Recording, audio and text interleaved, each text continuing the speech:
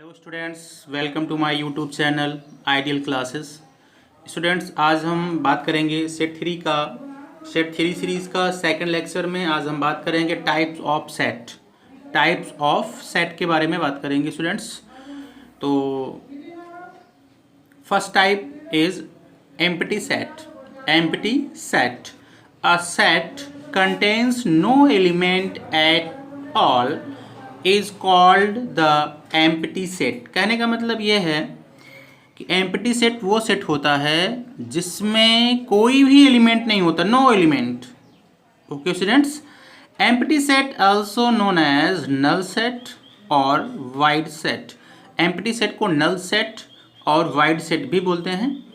इसे डिनोट करते हैं फाई से और कर्ली ब्रैकेट से। कर्ली ब्रैकेट देखो यहाँ पे कुछ नहीं है, तो मतलब इसमें कोई भी एलिमेंट एग्जिस्ट नहीं करता। जिस सेट में कोई भी एलिमेंट ना हो उसे हम एम्प्टी सेट, नल सेट या वाइड सेट बोलते हैं।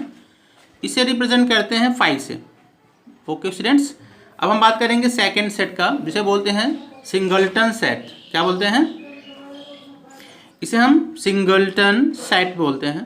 A set containing exactly one element is called singleton set। कहने का मतलब यह है कि जिस सेट में सिर्फ एक एलिमेंट हो, सिंगल एलिमेंट हो, उसे हम सिंगलटन सेट बोलते हैं। फॉर एग्जांपल देखो, कर्ली ब्रैकेट में 0 या a या 2 या 1, देखो इन सारे सेट्स में ये सब सिंगलटन सेट के एग्जांपल्स हैं। इसमें सिर्फ एक सेट में सिर्फ एक ही एलिमेंट है। जिस सेट में सिर्फ एक ही एलिमेंट एग्जिस्ट करे उसे हम सिंगलटन सेट बोलते हैं स्टूडेंट्स। अब हम बात करेंगे third type of set, finite set. Finite set, a set which contains of a finite number of element in is called finite set. किसी भी सेट में अगर फाइनाइट नंबर ऑफ एलिमेंट्स हों, निश्चित एलिमेंट हों, किसी सेट में काउंटेबल एलिमेंट्स हों, तो उसे हम फाइनाइट सेट बोलते हैं। फॉर एग्जाम्पल a = 2, 4, 6, 8, 10, ये फाइनाइट सेट है। क्यों? क्योंकि अगर इसमें हम काउंट करें तो इसके एलिमेंट को हम काउंट कर सकते हैं। कितने एलिमेंट हैं इसमें? 1, 2, 3, 4, 5। इसमें टोटल नंबर ऑफ एलिमेंट कितने हैं? एक सेट में 5 हैं, तो हम इसे काउंट कर सकते हैं। तो इसलिए इसे हम फाइनाइट सेट बोलते हैं। The set of all persons in India, ये भी फाइनाइट सेट का एग्जाम्पल है, क्योंकि हम इंडिया में कितनी जनसंख्या है उसे हम काउंट कर सकते हैं। The set of days of a week, एक वीक में कितने डेज होते हैं उसका सेट भी फाइनाइट सेट में आता है। इस तरह से हम बहुत सारे सेट जो है फाइनाइट के एग्जाम्पल में लिख सकते हैं। इतना ध्यान रखिए कि फाइनाइट सेट वो होता है जिसमें एलिमेंट की संख्या को हम काउंट कर सकें, उसे हम फाइनाइट सेट बोलते हैं। नेक्स्ट है student infinite set. Infinite set, a set which consist of infinite numbers of elements is called infinite set। मतलब कि एक सेट है जिसमें जो कंसिस्ट कर रहा हो इनफाइनाइट नंबर्स, अनकाउंटेबल नंबर्स जिस सेट में हो उसे हम इनफाइनाइट सेट बोलते हैं। और a set which is not finite is called an infinite set, या जो सेट फाइनाइट नहीं हो वो इनफाइनाइट सेट होगा।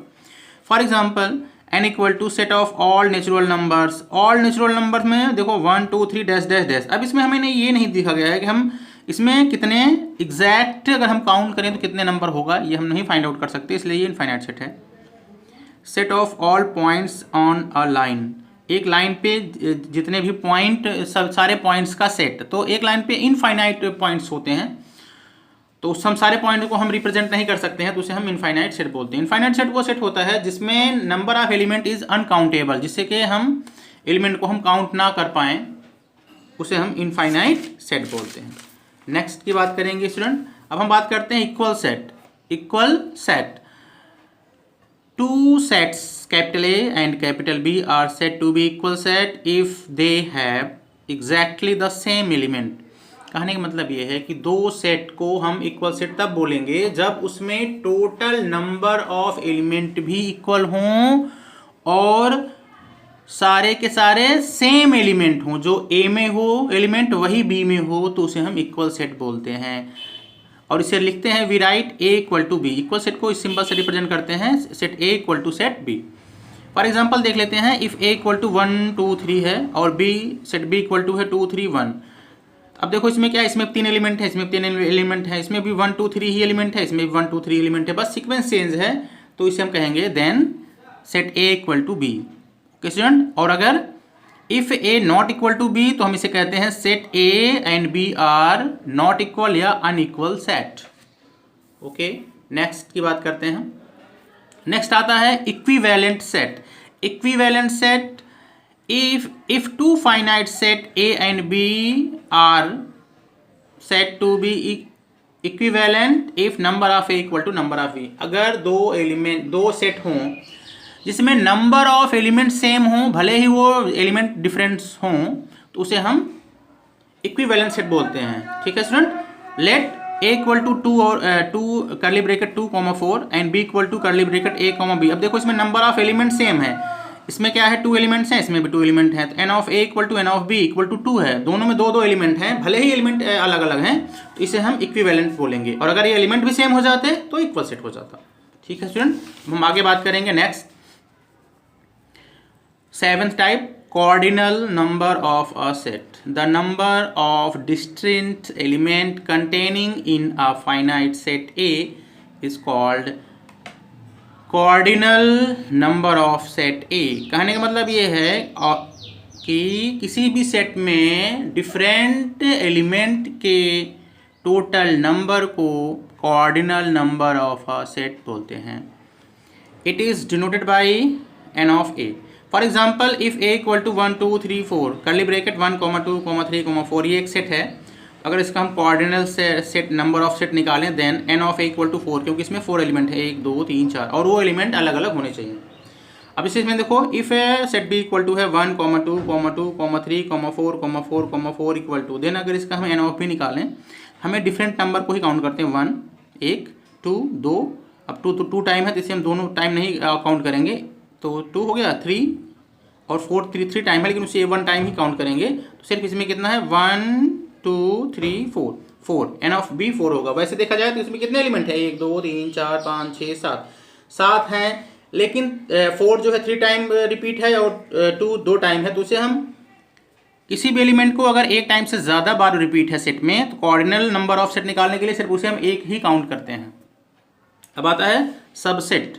Subset, a set A is said to be subset of set B if every element of A is also an element of B। कहने मतलब है अगर दो सेट हैं, set A and set B, set A को set B का subset तब कहेंगे जब A सेट A के सारे एलिमेंट कंटेन कर रहे हों सेट B में। We write it A subset of B, जहाँ पे B को सुपर सेट बोलते हैं और A को प्रॉपर सेट बोलते हैं अगर A not equal to B है तो। लेकिन स्टूडेंट अब इसको हम ऐसे भी लिख सकते हैं, इसको हम इस फॉर्म में भी लिख सकते हैं स्टूडेंट। किस फॉर्म में कि A सबसेट ऑफ B, ऐसे भी लिख सकते हैं। कभी कहीं के सबसेट का ये भी सिंबल होता है, कहीं के सबसेट का सिर्फ ये सिंबल होता है और कहीं के सबसेट का ये भी सिंबल होता है। ठीक है, तो आप इसे लिख सकते हैं। ठीक है स्टूडेंट, इसका क्या मतलब है, इसका मतलब ये है कि सेट A का, जैसे मान लीजिए लिख दिया जाए set A subset of B, तो कहने मतलब ये है कि A का सारा एलिमेंट B में कंसिस्ट कर रहा है और B में एक्स्ट्रा भी एलिमेंट होगा। और अगर A सबसेट ऑफ B ऐसे लिखा जाए तो इसका मतलब हुआ कि A सेट B के इक्वल भी हो सकता है।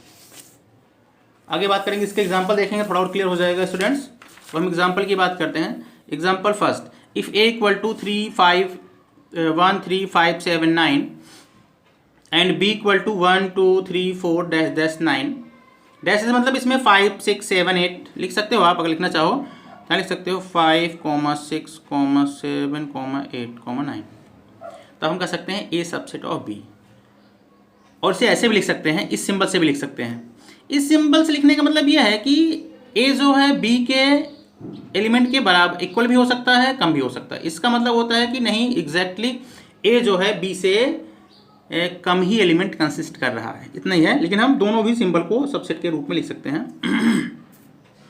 अब देखो एलिमेंट स्टूडेंट्स, सेकंड इसका एग्जांपल है, if A equal to A E I O U and B equal to A B C D से लेकर के Z तक एलिमेंट है, तो देन हम A सबसेट ऑफ B लिख सकते हैं। और क्या आप A सबसेट ऑफ B लिख सकते हैं, इस तरह से लिख सकते हैं? हाँ लिख सकते हैं, क्योंकि इसमें ये होता है कि मे बी कि ए के मतलब बी में जितने एलिमेंट हैं वो ए में भी हों, ऐसा हम लिख सकते हैं। ठीक है सुन, अब हम पावर ऑफ सेट की बात करेंगे। Power of set, the set of all subsets of a given set A is called power of set of A and denoted by P of A. कहने मतलब यह है किसी भी सेट के सभी पॉसिबल सबसेट को उस सेट का पावर ऑफ सेट बोलते हैं और इसे पी ऑफ ए से रिप्रेजेंट करते हैं। और अगर हमें निकालना हो, मान लीजिए इफ़ नंबर ऑफ ए, किसी भी सेट में m एलिमेंट्स हैं तो उसके पावर में कितने एलिमेंट्स होंगे, तो n of p of a equal to 2 की पावर m। ये फॉर्मूले से निकालते हैं। अभी कोई एग्जांपल लेंगे उससे क्लियर हो जाएगा। If a equal to A B C, ये कोई एलिमेंट है, इसका हमें पावर ऑफ सेट निकालना है, तो n of power of set हो जाएगा 2 की पावर 3, क्योंकि 2 की पावर में फॉर्मूला होता है 2 की पावर 3, मतलब 2 को 3 बार मल्टीप्लाई करेंगे, 2 2 जा 4 2 जा 8, तो इसका मतलब total power of set A में 8 एलिमेंट होंगे, 8 सेट होंगे। P of A equal to कैसे निकालेंगे, देखो सबसे पहले तो हम जो है एम्प्टी सेट तो होता ही होता है पावर सेट में, उसके बाद हम इसे सिंगल सिंगल लेंगे, सेट ए अलग, फिर सेट बी अलग बी में, और सेट सी अलग ले लिया। अब हम दो लेंगे, एक बार ए के साथ बी और एक बार ए के साथ सी, ए के साथ बी ले लिया, ए के साथ सी ले लिया, फिर बी के साथ सी ले लेंगे, बी के साथ सी ले लिया, और फिर तीनों के साथ ले लेंगे। अब आप काउंट कर लीजिए कितने इसमें सबसेट हुए, 1 2 3 4 5 6 7 8, तो इसमें 8 टोटल होंगे। ठीक है स्टूडेंट, आगे हम बात करते हैं कंपेरेबल सेट। कंपेरेबल सेट क्या होता है, two sets A and B are said to be comparable if one of them is subset of the other, that is either A subset of B और A B subset of A. कहने मतलब ये दो set comparable तब होते हैं जब उसमें से कोई एक सेट दूसरे का सबसेट हो। For example the set 1 2 3 4 5 and set 1 2 3 4 5 6 are comparable set. क्यों, क्योंकि ये वाला सबसेट है इस वाले, मतलब फर्स्ट वाला जो सेट है वो सबसेट है सेकंड वाले का।